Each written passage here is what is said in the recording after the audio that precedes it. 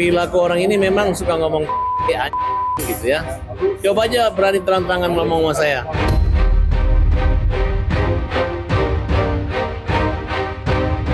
Saya mendesak untuk Denny Sumargo meminta maaf kepada Farhad Abbas.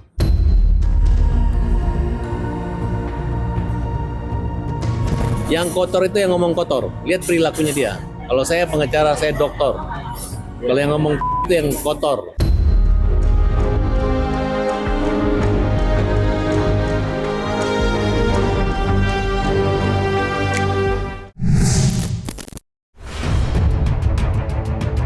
Kisruh panas uang donasi sebesar 1,5 miliar rupiah yang melibatkan Agus Salim, seorang korban penyiraman air keras dan aktivis kemanusiaan bernama Pratiwi Novianti, tidak hanya menuai sorotan, tetapi juga merembet liar kemana-mana.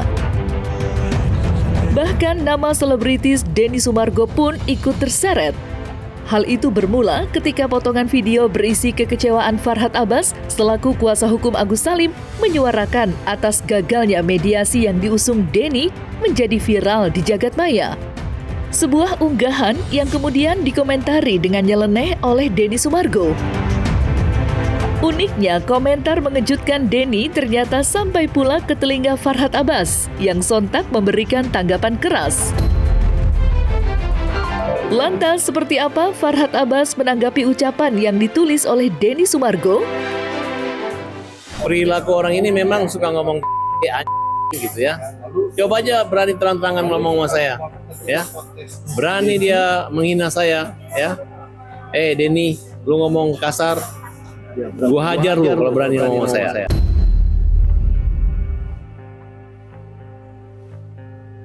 Ya. Kamu siapa? Saya nggak takut. Kamu lah yang membuat ulah ini sampai ini terjadi seperti ini. Kamu terlalu membela Novi, ya? Terlalu membela Novi. Saya nggak usah membalas statement kotor. Yang kotor itu yang ngomong kotor. Lihat perilakunya dia. Kalau saya pengacara, saya dokter. Kalau yang ngomong itu yang kotor. Kalau Farhad Abbas, dokter ya, oke? Karena dia memang jiwanya gitu. Kalau orang memuliakan orang, memuliakan. Saya nggak pernah ngomong atau sama orang, tapi dia pernah. Gue ada buktinya. Ya. Jadi mulai sekarang kita panggil orang yang ngomong-ngomong enggak. Ya, jangan bilang. Saya mendesak untuk Denny Sumargo meminta maaf kepada Farhad Abbas. Ya, saya secara pribadi mendesak beliau untuk meminta maaf. Karena apa? Karena itu perasa yang memang menjudgment, ya. Perasa yang tidak nyaman dilihat, karena itu akan terbaca oleh publik, ya, bahwa Denny Sumargo adalah orang yang berkomentar kurang nyaman yang dilihat, sehingga menimbulkan kurang elok, sehingga menimbulkan suatu asumsi Bang Farhad Abbas itu mudah dieceh, Bang Farhad itu adalah mudah dihina, kan begitu. Masa iya sih Bang Farhad lagi menyampaikan sesuatu di komentarnya dengan kan gitu. Ya saya juga sebagai sahabatnya tersinggung gitu kan. Ya mungkin hari ini saya tidak punya kapasitas ya untuk hal apapun, tapi saya sebagai satu tim dengan beliau, ketika satu tim saya diperlakukan seperti itu, saya nggak terima.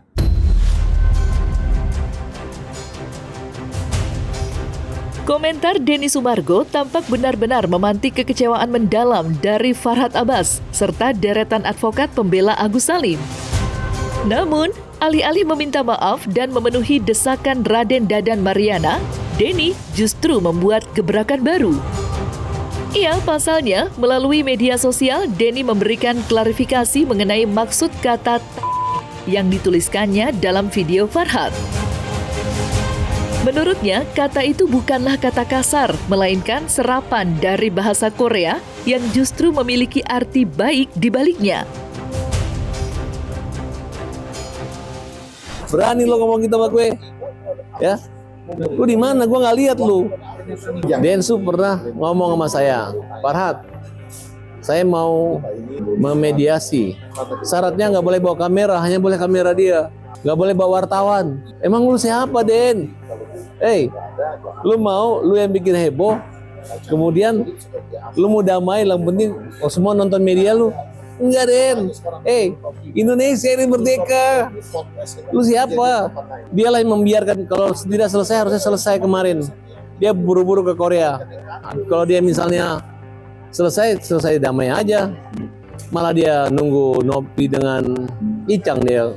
Saya meminta dengan sangat hormat Bang Denny Sumargo meminta maaf kepada Farhat Abbas karena itu menyinggung perasaan kami dan itu menjadi penggiringan sebuah komentar di mana komentar itu melihat aduh ini seorang Farhat Abbas pun bisa digini-gini nama Bang Denny Sumargo. Yang saya tahu Bang Denny Sumargo itu orang bijak gitu kan. Dia orang yang suka hidup damai gitu kan. Hashtagnya itu hidup damai, menambah teman dan sebagainya. Motivasinya bagus. Tapi kalau lu dengan bahasa tae di situ dan itu tujuannya untuk merendahkan Bang Farhat Abbas, saya nggak respect sama Anda ya.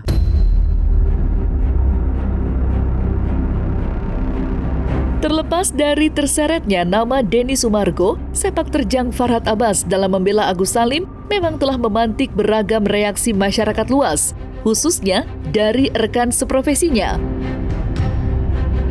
Ia terbilang cukup banyak rekan advokat yang menyayangkan aksi Farhat lantaran dinilai membela Agus tanpa pertimbangan yang matang. Menyaksikan hal itu, Farhat nampaknya tidak ambil pusing. Buktinya, Farhat sampai berani mengatakan siap untuk memutus tali silaturahmi bila terdapat orang dekatnya yang membela Novi. Karena bagi Farhat mendukung Novi sama saja dengan melawan orang yang buta. Lantas seperti apa Herwanto Nurmansyah menanggapi keteguhan hati Farhat Abbas? Bang Farhat berulang-ulang kali melawan orang buta. Ini orang buta, berulang-ulang kali Farhat Abbas ini mengatakan ini orang buta. Tapi kok dia nggak sadar orang buta kok diajak ke arena hukum. Kami aja ya nggak tega ya untuk melaporkan Agus ya. Tetapi ya untuk sampai detik ini kami tidak terpikirkan untuk melaporkan Agus. Siapapun ada orang-orang yang di belakang ini, baik teman saya yang berlawanan dengan saya udah gua nggak anggap teman lagi. Karena mereka saya anggap tidak sayang sama manusia yang buta.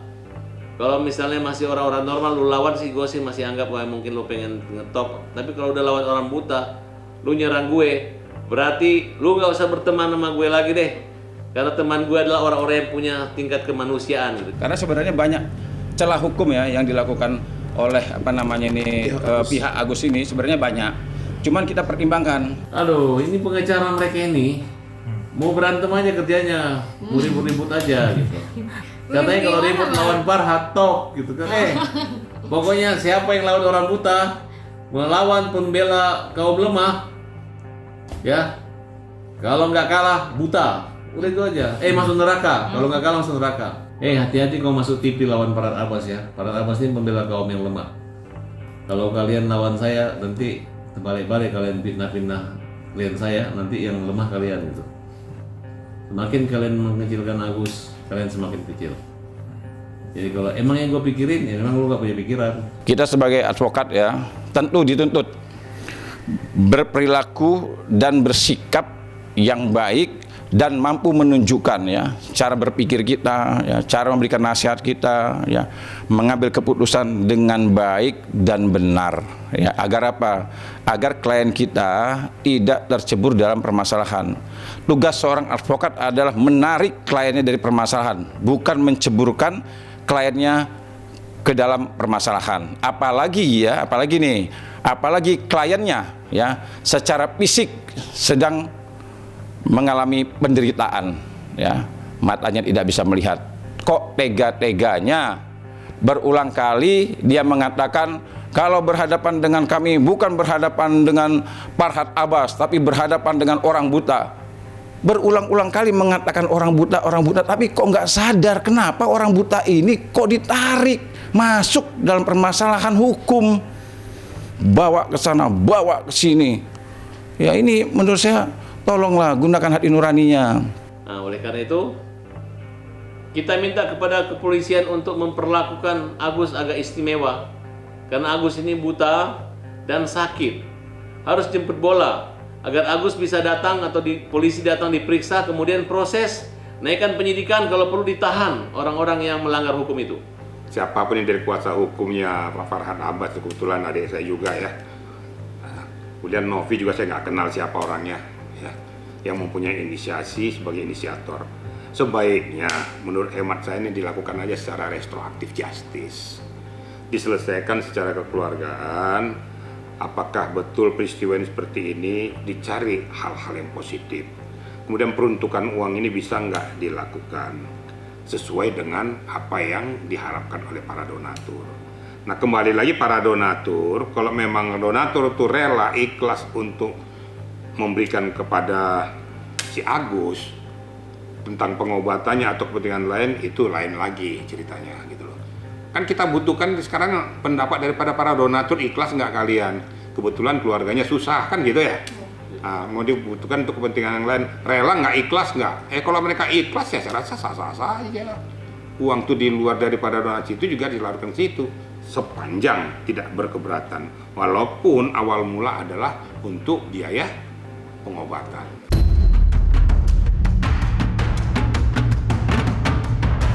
Sementara itu, rekan Farhad Abbas dalam perjuangannya membela Agus, yakni Raden Dadan Mariana, juga tak kalah memancing reaksi pedas. Bagaimana tidak, Raden Dadan Mariana seperti tidak ada bosannya menuturkan segala macam tudingan miring terhadap Novi. Mulai dari mempertanyakan legalitas dan nama baik Yayasan Peduli Kemanusiaan milik Novi, hingga tudingan-tudingan miring yang menjurus ke arah personal. Terbaru, Raden Dadan Mariana kembali melempar tudingan kepada Novi yang menurutnya diduga terlibat dalam sindikat kejahatan penjualan dan penggelapan kendaraan roda 4. Perlu nggak saya bongkar? Dan patut saya duga Novi itu adalah penjahat pemain roda 4. Ini saya punya barang buktinya. Boleh dilihat ke sini. Ini ada berapa jumlah transfer atas nama Novi ya, yang memang dia patut diduga merugikan masyarakat meskipun sudah SP3 tapi dengan cara-cara melawan hukum. Sebuah tudingan yang kemudian ditanggapi oleh Novi melalui media sosialnya beberapa waktu lalu, di mana Novi menjelaskan jika ia merupakan korban dalam permasalahan itu, bukan sebaliknya. Lantas, mungkinkah hal ini menjadi pemicu dan mendorong pihak Novi untuk melaporkan Raden Dadan Mariana ke polisi?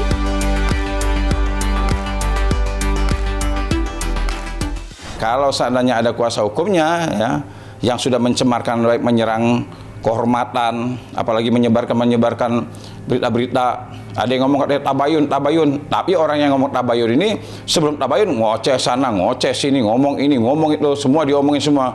Dari awal dia ngomong tabayun, ini orang ngerti nggak sih dimaksud dengan tabayun? Sebelum dia tabayun, sebelum dia ngomong tabayun dulu. Tapi ada temuan, ada informasi, dia ngomong. Ada temuan, ada informasi, dia ngomong lagi.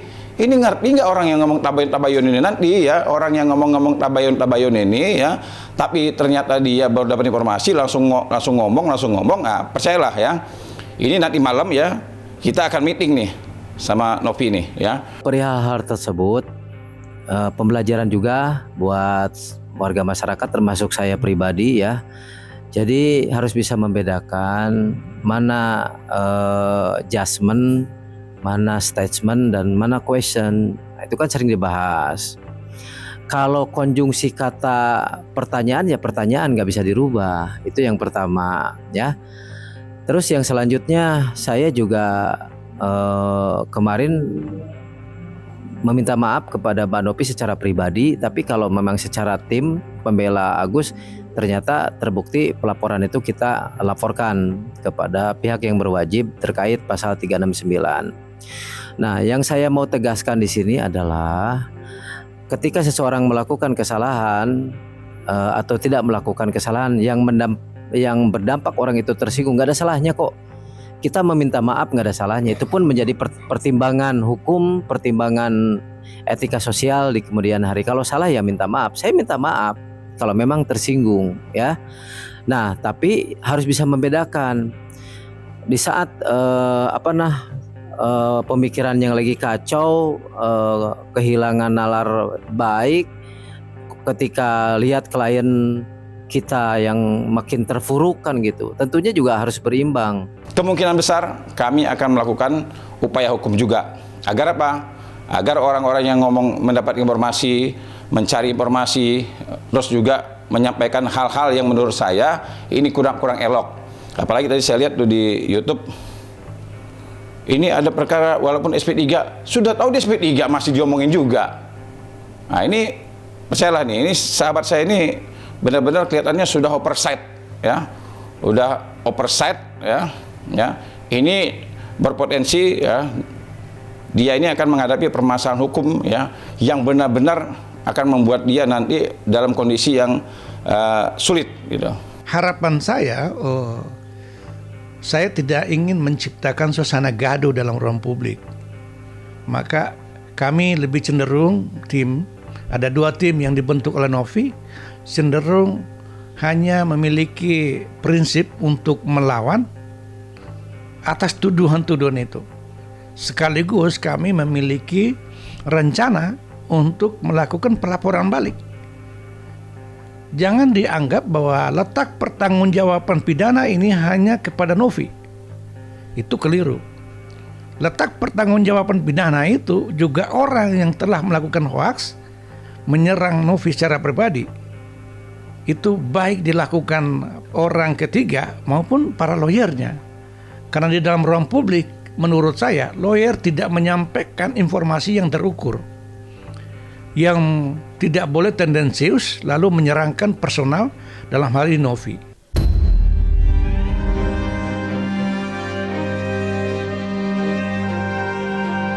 Nah, selesai sudah Cumi Lovers, saksikan terus Cumi Camp In-Depth, kabar lengkap, mendalam, dan akurat dari narasumber terpercaya. Dan jangan lupa untuk like, subscribe, dan juga share channel YouTube Cumi Cumi.